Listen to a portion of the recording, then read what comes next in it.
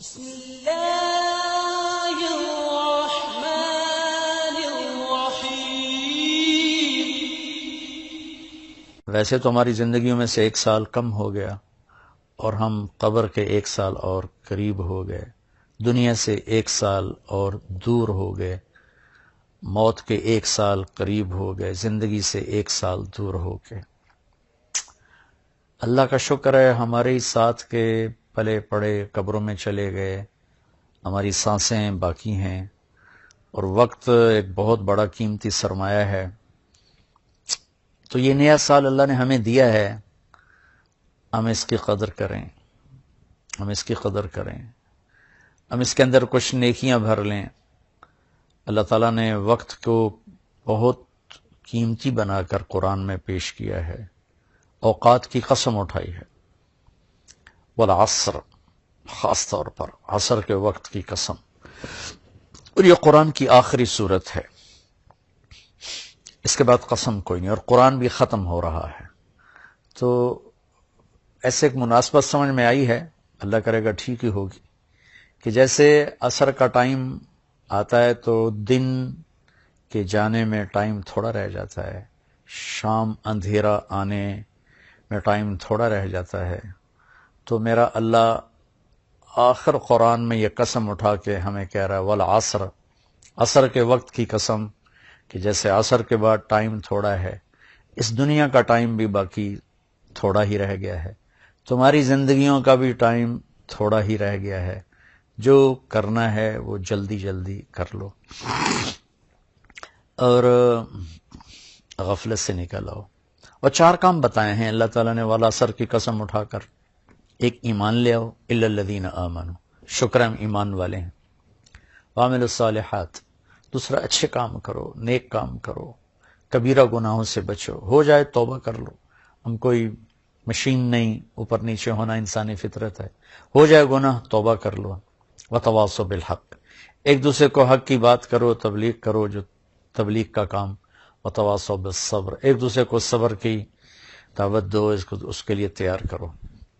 تو اللہ نے ٹائم کو قیمتی کر کے پیش کیا ہے، قسم اٹھائی عصر کی، والشمس وضحاها، اللہ تعالیٰ نے چڑھتے دن کی قسم اٹھائی، واللیل اذا یغشی، اللہ نے رات کی قسم اٹھائی، والصبح اذا تنفس، اللہ نے صبح کی قسم اٹھائی، والفجر، اللہ تعالیٰ نے فجر کی قسم اٹھائی، ولیال عشر، 10 راتوں کی قسم اٹھائی، حج کے پہلے 10 دن، والشفع والوتر، اللہ نے 9 تاریخ 10 تاریخ کی قسم اٹھائی، پھر جن چیزوں سے ٹائم بنتا ہے ان کی قسم اٹھائی، والشمس وضحاها والقمر اذا تلاها، اللہ تعالیٰ نے سورج کی قسم اٹھائی، چاند کی قسم اٹھائی، والنجم اذا ہوا، اللہ نے ستاروں کی قسم اٹھائی، ان کی گردش سے ٹائم بنتا ہے، پھر ٹائم کی جو شکلیں ہیں، والنہار اذا تجلی، اللہ نے دن کی قسم اٹھائی، واللیل، رات کی قسم اٹھائی۔ تو جتنے ٹائم فگر ہیں بڑے، ان سب کی اللہ نے قسم اٹھائی ہے، دن کی، رات کی، عصر کی، چڑھتے دن کی، پھر خاص راتوں کی، صبح کے وقت کی، صبح صادق کے وقت کی، فجر کے وقت کی، پھر حج کی 10 راتوں کی، پھر حج کے 9 تاریخ کی، پھر عید کے دن 10 تاریخ کی۔ یہ قسم اٹھانا چیز میں طاقت پیدا کرنے اور اہمیت پیدا کرنے اور تاکید کے لیے ہوتا ہے۔ تو میرے بھائی بہنوں، اللہ نے وقت کی قسم اٹھا کر ہمیں تاکید کی ہے کہ ٹائم بہت قیمتی چیز ہے، اسے ضائع ہونے سے بچاؤ۔ کم از کم یہ ہے، اگر ہم نیکی نہیں کر سکتے تو کوئی گناہ نہ کریں، اور ہم بشر ہیں، گناہ ہو جائے تو توبہ کریں گے تو انشاءاللہ اللہ اپنے فضل و کرم سے معاف فرما دیں گے۔ تو نئے سال کا استقبال تو ہونا چاہیے شکر کے ساتھ، لیکن مغرب کی آندھیوں نے ہمارے بہت سے چراغ بجھا دیے، اور ہم بھی اس رات کو اس طرح مناتے ہیں جیسے وہ مناتے ہیں جن کے سامنے نہ جنت ہے، نہ جہنم ہے، نہ آخرت ہے۔ وہ تو بیچارے معذور لوگ ہیں، انہیں پتہ ہی کوئی نہیں، یعلمون ظاہرا من الحیات الدنیا وہم عن الآخرۃ ہم غافلون، انہیں آخرت کا پتہ نہیں، صرف یہی دنیا کو جنت بنانے کے چکر میں ہیں، تو وہ کر رہے ہیں۔ لیکن ان کی نقل میں ہماری نسل بھی راتوں کو اٹھ کر 12 بجے کیا کیا کیا کیا نافرمانیاں کرتے ہیں. میں نے چونکہ وہ دور بھی دیکھا ہے، کالج کا دور بھی دیکھا ہے، ان تاریک راہوں پہ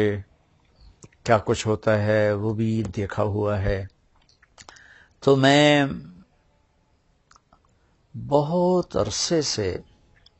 میں 31 رات کو جاگتا ہوں، ٹھیک 12 بجے میں ایک دم اللہ کی بارگاہ میں سجدے میں گرتا ہوں، نفل پڑھتا ہوں، اور اس وقت میں کہتا ہوں یا اللہ تیرے محبوب کی امت کے جتنے نوجوان یا جتنے بڑے چھوٹے مرد عورت اس وقت نافرمانی کر رہے ہیں تو انہیں اپنے فضل سے معاف فرما دے. یا اللہ مجھے معاف فرما دے کہ میں نے ان کو بتایا نہیں، سمجھایا نہیں. اہل خیر، اہل دین، یہ ان کی ذمہ داری تھی کہ ان کو سمجھاتے، لیکن شیطان نے خلیج حائل کر دی، ہم ان سے متنفر ہو گئے، ان سے نفرت کرنے لگے. نفرت کرنا تو آسان کام ہے، نشہ پلا کے گرانا تو سب کو آتا ہے، مزہ تو تب ہے کہ گرتے کو تھام لے ساقی. ہمارے دینی طبقوں میں جو غفلت میں پڑے ہوئے لوگوں سے نفرت پیدا ہو گئی ہے، اور جو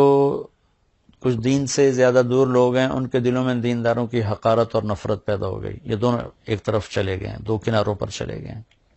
بھائی نیا سال ہے، جو لوگ میری بات سن رہے ہیں یقیناً سارے تو نہیں سنیں گے اور سارے پسند بھی نہیں کریں گے، لیکن جنہیں اچھی لگے ان کی خدمت میں گزارش کرتا ہوں کہ آئیے ہم اس نئے سال کو اسی طرح معصوم رکھیں جیسے اللہ نے معصوم ہماری گود میں اسے ڈال دیا ہے. ہم اس میں آپس کی نفرت سے بچیں، فرقہ واریت سے بچیں، دھوکے سے، فراڈ سے بچیں، جھوٹ سے بچیں، ظلم و ستم سے بچیں، چوری ڈاکے، زنا، شراب، جوئے سے بچیں، رشوت سے بچیں، سود سے بچیں، کھوٹ سے بچیں، ماں باپ کی نافرمانی سے بچیں، رشتہ داروں کے ساتھ لڑائی جھگڑوں سے بچیں، آپس کی لڑائیاں ختم کریں، کسی سے ناراض ہیں صلح کر لیں، کسی سے نفرت ہے اپنے دل کو دھو لیں، صاف کر لیں، کسی کا بغض ہے صاف کر دیں، کسی نے زیادتی کی ہے معاف کر دیں، ہمارا اللہ بھی ہمیں معاف کرے گا. کسی طرح بھی نفرت روا نہیں ہے. میں بڑے منت سے ہاتھ جوڑ کے ان خطیبوں سے کہتا ہوں جنہوں نے صبح سے شام تک صرف فرقہ واریت کو ہی کہ پھیلانے کو ہی دین سمجھا ہوا ہے، اور کبھی کسی کو کافر بناتے ہیں، کبھی کسی کو کافر بناتے ہیں. اللہ کے واسطے اور بھی دکھ ہیں زمانے میں محبت کے سوا، راحتیں اور بھی ہیں وصل کی راحت کے سوا. دین کے اتنے مضامین ہیں بیان کرنے کو، لوگوں کو مثبت بات بتائیں، لوگوں کو پازیٹو بات بتائیں، یہ کافر وہ کافر، اس سے نفرت کرو، اس سے نفرت کرو. میری تو منت ہی ہے، نہ کارخانے میں طوطی کی کون سنتا ہے، اس بھڑکتی آگ پہ پانی ڈالنا میرے بس میں تو ہے نہیں، لیکن میں اللہ چاہے گا تو کر دے گا. تو لیکن جو ہماری نوجوان نسل ہے ان سے تو میں ضرور کہوں گا کہ بچوں مسلمان بن کے چلو، امت بن کے چلو. تم کسی سے متاثر ہو، تم کسی عقیدے پر ہو، تم کسی نہج مسلک مذہب پر ہو، اس پہ باقی رہو، لیکن اوروں کو جگہ دو، اللہ کے واسطے جگہ دو. صرف ہم ہی مسلمان ہیں، باقی سب کافر ہیں. ان چیزوں سے واپس آ جاؤ، اس میں تمہیں تباہی کے سوا کچھ بھی نہیں ملے گا. میں نے دنیا پھری ہے، تاریخ پڑھی ہے، میں خون کے آنسو روتا ہوں جب مذہب کے نام پہ نفرت کی آگ کو بھڑکتا دیکھتا ہوں، سیاست کے نام پہ قتل و غارت دیکھتا ہوں، درد اٹھتا ہے، ایک ہوک سی دل میں اٹھتی ہے، ایک درد جگر میں ہوتا ہے. ہم رات کو اٹھ اٹھ روتے ہیں جب سارا عالم سوتا ہے. کسی کہنے والے نے کہا میں نے تو نقل کیا ہے، میں تو ان لوگوں میں نہیں ہوں رات کو اٹھ اٹھ روتے ہیں. ہاں البتہ دکھ ضرور لیے پھرتا ہوں کہ کاش امت کے اندر محبت ہو، پیار ہو. افسران سے کہتا ہوں بددیانتی چھوڑ دو، مزدوروں سے کہتا ہوں خیانت چھوڑ دو، تاجروں سے کہتا ہوں کھوٹ ملاوٹ چھوڑ دو، ذمہ داروں سے کہتا ہوں تکبر ظلم و ستم چھوڑ دو، طاقتور سے کہتا ہوں اللہ کو یاد کرو، ایک دن طاقت کا نشہ اتر جائے گا، موت اٹھا کے سب کچھ لے جائے گی. چور ڈاکوؤں سے کہتا ہوں ہمارے بچے ہو، ہمارے بھائی ہو، آ جاؤ ہم مل کے توبہ کریں. فضیل بن عیاض بہت بڑے ڈاکو تھے، ان پورا عراق ان کے نام سے تھر تھراتا تھا اور کانپتا تھا، لیکن جب توبہ کی تو ایسے بڑے ولایت کے مقام پر پہنچے کہ اس زمانے کے سارے اولیاء کرام ان کے سامنے گھٹنے ٹیک گئے، ڈاکو سے اتنے بڑے مقام پر پہنچے، بادشاہ وقت بھی ان کے سامنے بیٹھ کر کانپتے تھے، یا لوگ ان کے ظلم و ستم سے کانپتے تھے، یا پھر ان کی ہیبت اور معرفت الہی اور محبت اللہ کی اور دین کا مقام جو ملا، یا پھر اس سے لوگ ایسے کانپتے، ہارون رشید جیسا جابر بادشاہ عطیات کی شکل میں ان کے سامنے بیٹھتا تھا۔ اپنے یہ سب یہ غلط راستے ہیں، ظلم و ستم کا راستہ کبھی سکھ کا راستہ نہیں ہے۔ ممکن ہے آپ اپنی طاقت کے بلبوتے اور اپنے باڈی گارڈز پر 4 دن زندہ رہ جاؤ، لیکن آخر موت تو آئے گی نا۔ پھر قبر میں بہت خوفناک کام شروع ہو جائے گا کہ ظالم کے لیے زمین بہت تنگ ہو جاتی ہے۔ تو اب ہمارے بچے ہو، ہماری نسل ہو، میں تو تمہارے لیے بھی اتنا ہی درد رکھتا ہوں، کیونکہ ہمارا ہی بچہ بگڑا ہوا ہے۔ مائیں تو ڈاکو نہیں جنتی، مائیں تو چور نہیں جنتی، مائیں تو کسی کو ظالم نہیں جنتی۔ ماحول معاشرہ ان کے ساتھ وہ چال چلتا ہے کہ کوئی کیا بن جاتا ہے، کوئی کیا بن جاتا ہے۔ حکمرانوں سے کہتا ہوں رحم دل بنو، ظلم و زیادتی سے بچو۔ تمام طبقات سے کہتا ہوں صدق و امانت، سچائی اور دیانتداری، 2 کام اپنے نبی کے ہم لے لیں، ایک سچ بولنا، ایک دیانتداری، ایک ہم جھوٹ نہ بولیں، ایک ہم دھوکہ نہ دیں، تمہارا سارا ملک جنت کا ٹکڑا بن جائے گا۔ بجلیوں کے بہتر ہونا بھی ہماری ضرورت ہے، اور چیزوں کا سستا ہونا بھی ہماری ضرورت ہے، لیکن اس سب سے زیادہ ضرورت ہے کہ ہمارے دیش میں سچائی ہو اور دیانتداری ہو۔ کھوٹ ملاوٹ کرنے والوں سے کہتا ہوں اللہ کے واسطے یہ ظلم و ستم نہ ڈھاؤ، اس کا بہت بڑا وبال دیکھنا پڑے گا۔ اور حکومت سے تعاون کریں، حکومت ہمارے ساتھ تعاون کرے، ہم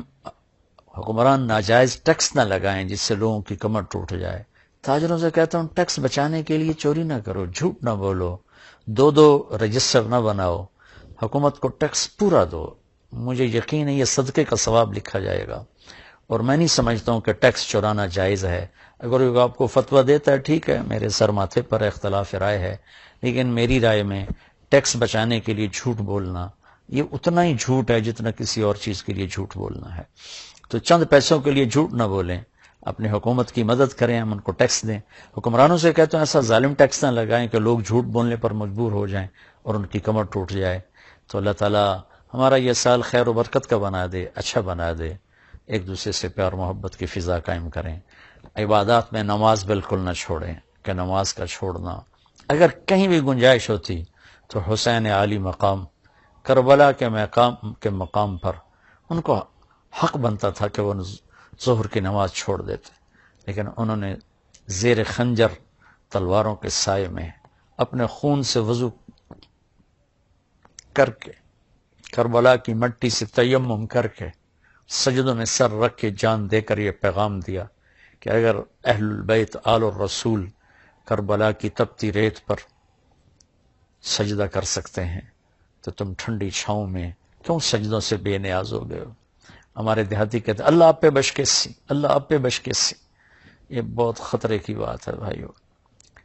نماز نہیں چھوڑی گئی کربلا میں بھی، تو آج کیسے چھوڑی جا سکتی ہے؟ یہ میرا پیغام ہے۔ اللہ تعالیٰ مجھے آپ کو سب کو